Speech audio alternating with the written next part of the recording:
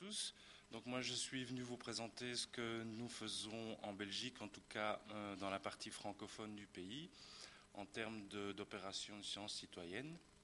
Et je vais vous parler de la multifonctionnalité de ces programmes. Alors qu'est-ce que j'entends par là? Jusqu'à présent, on a surtout parlé de collecte de données de différentes manières, en faisant contribuer différents types d'observateurs. On a un petit peu parlé de l'intérêt pédagogique de ce genre d'opération. Alors, tout ceci est vrai pour nous dans notre association, mais il y a également d'autres enjeux fort importants, notamment parce qu'on touche un très large public, un public qu'on ne touche pas d'habitude.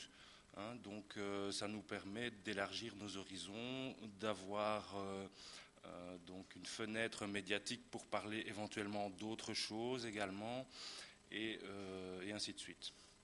Voilà, alors je vais vous présenter d'abord en quelques mots Natagora, parce qu'il me semble que c'est assez différent de ce qui peut se passer en France. Donc nous sommes une association de protection de la nature, et donc notre grand objectif, c'est d'enrayer la dégradation de la biodiversité. Alors pour ça, on s'occupe en fait d'énormément de choses. On est déjà multifonctionnel. Donc une grosse partie de nos activités concerne de la conservation directe. Donc on achète des terrains qui ont encore une valeur biologique intéressante. On les achète, on les transforme en réserves naturelles, on les gère. On s'occupe également au travers de programmes LIFE, donc financés par l'Europe, de restauration d'habitat. On fait du suivi d'espèces, donc les systèmes de points d'écoute pour les oiseaux. On fait du suivi de chauves-souris ou d'espèces plus particulières comme le grand hamster. On s'occupe de visites guidées, animation, formation, donc tout un aspect pédagogique. On est également un groupe de pression, donc on tape parfois sur la table quand il y a des choses qui ne vont pas. On va parfois en justice, donc on se porte partie civile dans certains cas. Donc voilà, on fait des choses très variées. Donc d'après ce que j'ai compris chez vous, c'est plutôt des associations différentes qui vont faire ça. Alors en gros, on a plus de 10 000 membres, donc on a effectivement un système de membres. Il faut payer pour être membre de Natagora.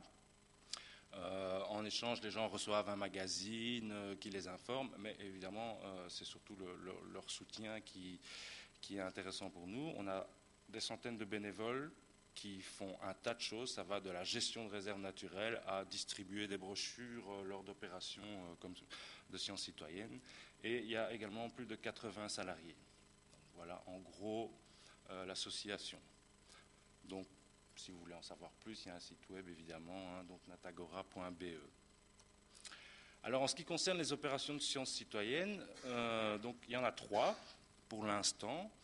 Alors pourquoi je dis pour l'instant? Parce que c'est en évolution constante. On a commencé avec Devine qui vient manger chez nous aujourd'hui, donc une opération qui concerne les oiseaux qui viennent dans les jardins en hiver. Cette opération en était à sa 6e édition cette année. On a ensuite, à partir de 2007, fait Devine qui papillonne au jardin, donc similaire, de nouveau dans les jardins. Et là, ça concerne les papillons, donc 3 années. Et cette année, on a lancé une autre opération, Devine combien d'hirondelles sont nos voisines, où là, c'était un peu plus compliqué. Les gens devaient sortir de chez eux, à moins d'avoir des hirondelles nicheuses chez eux. Donc c'était plutôt explorer son quartier pour dénombrer les nids d'hirondelles. Donc, en tout cas, ce qui est semblable dans les 3 opérations, c'est que ça concerne tout le monde. Enfin, tout le monde peut y participer. Il ne faut d'abord pas du tout être membre de notre association. C'est gratuit d'y participer. Et c'est à la portée de tous, y compris des enfants. Donc, on essaye notamment de cibler un peu les écoles avec ce genre de programme aussi. Donc voilà, les grands principes, c'est que ces opérations se passent à des dates fixes dans l'année. Donc, les oiseaux de jardin, c'est chaque année le premier week-end de février. Les papillons, premier week-end d'août. Et les hirondelles, là, c'est dernière semaine de juin, en fait. Donc, Dans les 3 cas, on demande, donc au niveau méthodologique, on demande aux gens de dénombrer le nombre maximum d'individus simultanés, tout simplement. C'est pas plus compliqué que ça, ou de nids. Donc c'est ça le critère de comptage. Donc c'est la seule contrainte apparente. Il n'y a pas de contrainte de temps, il n'y a pas de contrainte de connaissances préalables, etc. Maintenant, il y a d'autres contraintes, c'est effectivement de localiser précisément son observation, qu'elle soit faite dans un jardin pour les comptages de jardin. Donc il y a quand même quelques autres contraintes un peu cachées. Alors dans les 3 cas, les gens reçoivent ou peuvent se procurer une brochure. Donc cette brochure, j'en ai 2 exemplaires ici, donc les hirondelles et les papillons. J'en ai déposé sur les tables là à la sortie quelques-unes qui m'en restaient pour ceux que ça intéresse. Donc cette brochure explique aux participants comment s'inscrire dans le projet et évidemment fournit quelques outils de base. Donc il y a un mini-guide d'identification chaque fois pour les papillons, pour les oiseaux de jardin, pour les hirondelles qui permettent de distinguer les espèces les plus communes. Également dans les brochures, on profite, et là on entre déjà dans le multifonctionnel, on profite de la grande diffusion de ces brochures, vous aurez quelques nombres après, pour parler d'autres choses. Donc dans le cas des papillons, ça nous a permis de parler de l'intérêt des papillons comme indicateur, comme bioindicateur, et également de nos actions de restauration de milieux ciblées sur 3 espèces de papillons rares dans notre région. On informe aussi les gens qu'ils peuvent également agir donc au niveau de leur terrain, de leur jardin. Donc c'est pas évident pour tout le monde ce que c'est vraiment la nature. Beaucoup de gens croient avoir un jardin naturel et en fait pas du tout parce que il n'y a presque pas de plantes indigènes par exemple, parce qu'ils utilisent des pesticides, parce qu'ils tombent tout le temps leur pelouse, enfin voilà. Donc on les informe par la même occasion qu'ils peuvent changer de comportement et ils peuvent contribuer eux aussi à la préservation de la biodiversité. Ici, dans le cas de la brochure des papillons, on leur propose un petit assortiment de plantes sauvages qu'ils peuvent mettre dans leur jardin et on leur rappelle l'intérêt des plantes pour les papillons. Effectivement, les gens ne savent pas forcément que certaines espèces de papillons sont inféodées à une seule espèce de plante. Donc, c'est un rôle éducatif, mais également on les pousse à agir et pour ça on produit également des petits sachets de graines de plantes indigènes qu'on distribue dans les événements, enfin quand on est vraiment face à eux, on leur reparle de tout ça et on leur dit ben voilà, premier pas, tout simple, vous avez le petit sachet, allez-y, laissez un petit coin sauvage dans votre jardin pour les papillons. Évidemment, dans les brochures, on va trouver systématiquement le formulaire de participation avec une liste d'espèces de base et on collecte également des informations sur les jardins, c'est-à-dire où se situe le jardin, une classe de taille et également quelques caractéristiques, s'il y a un potager, s'il y a une mare, s'il y a une friche, etc. On incite fortement les gens à encoder leurs données directement par Internet, évidemment d'abord pour nous faciliter nous-mêmes l'encodage, et également parce que par Internet ils vont pouvoir localiser précisément l'endroit où ils ont compté, ce qui n'est pas évident juste sur base d'une adresse qu'on ne sait pas forcément lire parce que ce n'est pas tout à fait une écriture lisible, etc. Alors, également un aspect pédagogique dans le cas de l'opération Hirondelle. Donc il y a un dossier pédagogique qui a été mis en place, qui était accessible sur le web pour les enseignants et qui proposait un tas d'activités autour du comptage. Donc ça allait c'était sous forme de fiches qu'ils pouvaient télécharger. Donc c'était des activités d'orientation pour les enfants, de repérage sur des cartes. C'était à partir de données de bagages, de retracer les routes de migration. C'était du dessin. C'était très varié. Voilà. Et ça, c'est donc un autre aspect de ces opérations. On informait également qu'on avait un groupe de travail Hirondelle qui s'occupait de recenser les colonies plus précisément et également de poser des nichoirs. Et donc, ils pouvaient poser des questions à ce groupe de travail s'ils voulaient en savoir plus, s'ils avaient des choses à signaler, des colonies menacées, s'ils avaient des questions sur ce qu'ils pouvaient faire en cas de problème dû aux hirondelles, et ainsi de suite. Alors, l'autre aspect, c'est les médias. On touche vraiment Monsieur Tout-le-Monde et on essaye que ce soit médiatisé le plus possible. Et donc, pour Devine qui papillonne au jardin en 2008, on a 40 articles de presse et 21 passages radio-télé. Bon, c'est pas du tout négligeable dans le cas d'une assos. C'est en gros ces opérations-là qui nous donnent la plus grande visibilité médiatique. Donc, forcément, on parle de nous, les gens nous connaissent. Après, ils peuvent éventuellement adhérer à l'association, mais également ça permet de faire passer d'autres messages. Des partenariats aussi, donc là c'est également avec la presse, donc ils reproduisent à chaque opération, ils font des encarts qui concernent l'opération, ils reproduisent plus ou moins la brochure, en tout cas ils mettent le formulaire de participation. Il parle de l'opération, donc de nouveau, grande diffusion.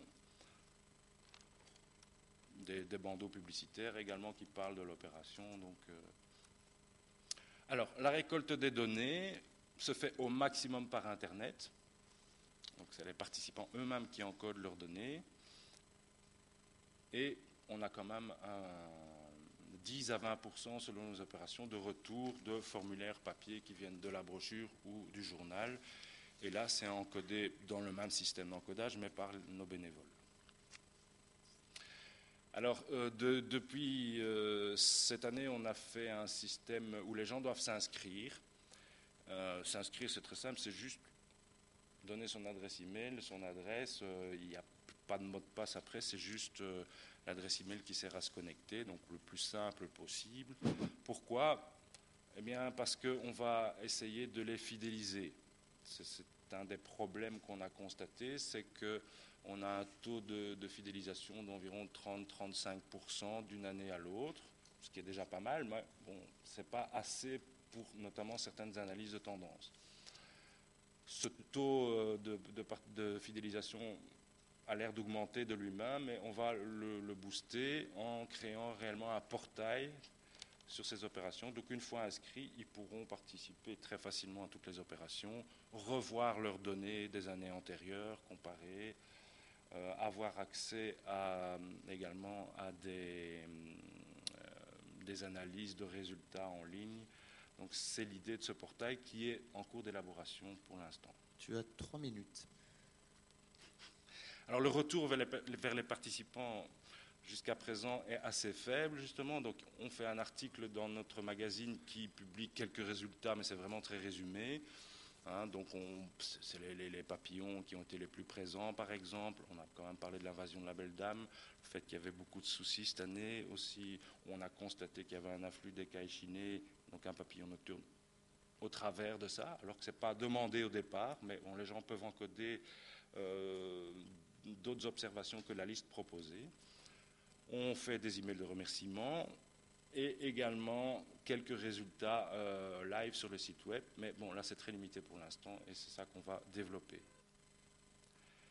Donc, c'est le genre de retour qu'il y a sur le site web. Donc, bon, dès qu'ils encodent, ils peuvent voir combien il y a eu de participants, combien de sites, combien de nids comptés. Mais ça se limite à ça pour l'instant.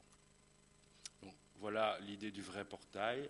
Comme je vous dis, l'idée, c'est de les fidéliser, mais également de faciliter le suivi des stations.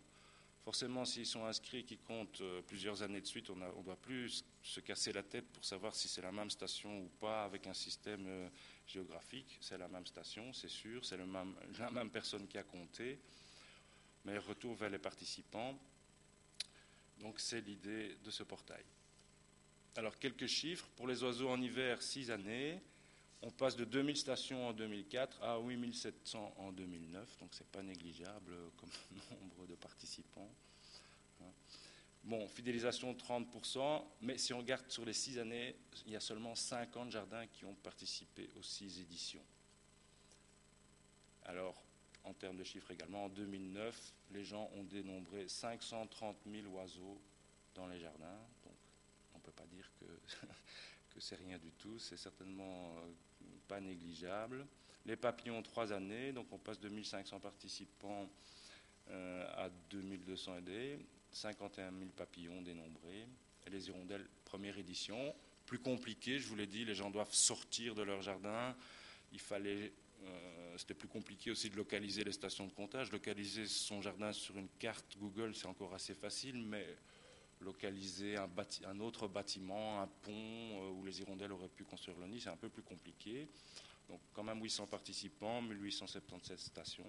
Et pour l'hirondelle de Fenêtre, 7100 nids comptés, alors que la population est estimée à 30 000 couples. Donc faites le calcul, ça fait à peu près 25% de la population qui aurait été réellement recensée. Ce n'est pas du tout négligeable. Bon, maintenant, on doit creuser tout ça pour analyser. Alors, au niveau des brochures, 160 000 exemplaires pour les oiseaux, 85 000 pour les papillons, 100 000 pour les hirondelles. Les brochures sont distribuées dans notre propre réseau, forcément. Les gens la reçoivent avec le magazine. Distribuées par les bénévoles, dans leur quartier, toute boîte, chez le boulanger. Et par les partenaires. Donc, il y a une chaîne de magasins qui distribue les brochures. Les partenaires comme le quotidien également permet de diffuser l'information. Donc voilà les différents canaux. Il faut vraiment que tu conclues. Oui, j'ai presque fini. Il faut que tu finisses. Voilà, donc là, effectivement, je redis un peu la même chose, d'accord. Alors, je résume sur la multifonctionnalité. Donc, les acteurs, chez nous, c'est la SOS, les bénévoles, les participants, les sponsors. Alors, chez nous, c'est vraiment des opérations qui sont payées par des entreprises privées qui mettent de l'argent là-dedans pour avoir une visibilité. Et les médias. Et donc il y a un tas d'interactions entre tous ces acteurs et l'idée c'est que c'est du win-win pour tout le monde. Donc nous on a de la visibilité grâce aux médias, les médias ont de l'information, les entreprises privées ont de la visibilité, nous on a des budgets. Le tout, évidemment, pour, en finale, en faire bénéficier le plus grand acteur, qui est la nature. Donc, voilà. Alors, les intérêts, je résume. Il y a les intérêts scientifiques, on en a déjà parlé. L'intérêt, quand même, c'est de pouvoir collecter des données sur des espèces difficiles à suivre par d'autres inventaires, les espèces communes, de collecter des données qui proviennent de milieux qui sont peu inventoriés. Les jardins et les endroits privés, les écoles, c'est pas très inventorié. Les intérêts éducatifs et médiatiques, donc sensibilisation évidemment, mais également parfois même éduquer les médias. Et puis pour le citoyen, c'est se rapprocher de la science, c'est avoir un petit contact lui-même directement avec la science. Pour la SOS, c'est évidemment une occasion de faire parler de nous et d'avoir des moyens financiers. Voilà. Merci beaucoup, Jean-Sébastien.